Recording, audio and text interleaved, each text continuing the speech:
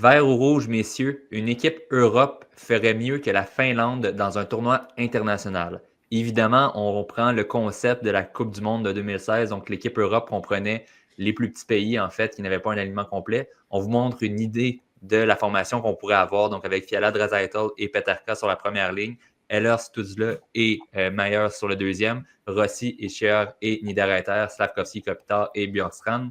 En défense, il y a aussi Seider, Moser, Cernak, Siegenthaler, Ferravi et dans les buts, Merzlikins, Grubauer et Schmidt. Donc, est-ce que cette formation est meilleure que la formation de la Finlande et pourrait la battre, Guillaume? Moi, je pense que oui, parce que je pense qu'on peut même se poser les questions à savoir si une formation de la Tchéquie aurait pu battre une formation de la Finlande. Puis je pense que c'est débattable concernant les joueurs et la profondeur que les deux pays ont. Mais donc, quand tu rajoutes des gars comme Draisaitl, comme tu rajoutes des gars comme Yossi à la défense, comme Ischier aussi, je pense que oui, effectivement, elle aurait pu battre la Finlande, oui. Donc, vert. Julien? Ben, tu sais, honnêtement, au niveau de la défensive, on est 100 fois meilleur que la Finlande. Même à l'attaque, je trouve qu'on a beaucoup plus de profondeur aussi que la Finlande. C'est juste un peu comme le Canada. Les gardiens de but, il y a quand même du gros point d'interrogation là. Est-ce que le fait de jouer avec cette défensive-là, tu sais, qu'on s'entend que c'est quand même beaucoup des joueurs qui sont excellents défensivement, ça laisserait quand même un break à Merzlikins, peut-être. Puis aussi, je pense que il y a le fait de dire, hey, on est les restants, on va essayer de gagner un peu comme. Ouais, à la Golden Knights 2017-2018. Là. Écoute, c'était malade. Il y avait comme vraiment. Les gens s'étaient sous. Donc, je pense que ça battrait la fin. J'aime vraiment pas l'équipe de la Finlande.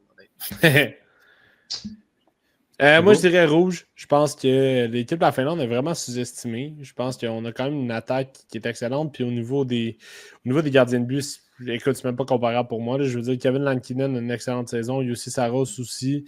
Même si son équipe tire un peu de la patte, a quand même tous les départs et solide, il n'est pas souvent blessé. Puis Ukko-Pekka Luukkonen, ben écoute, il a déjà joué dans le championnat mondial junior. Il a disputé des matchs de médailles. Il a de l'expérience internationale.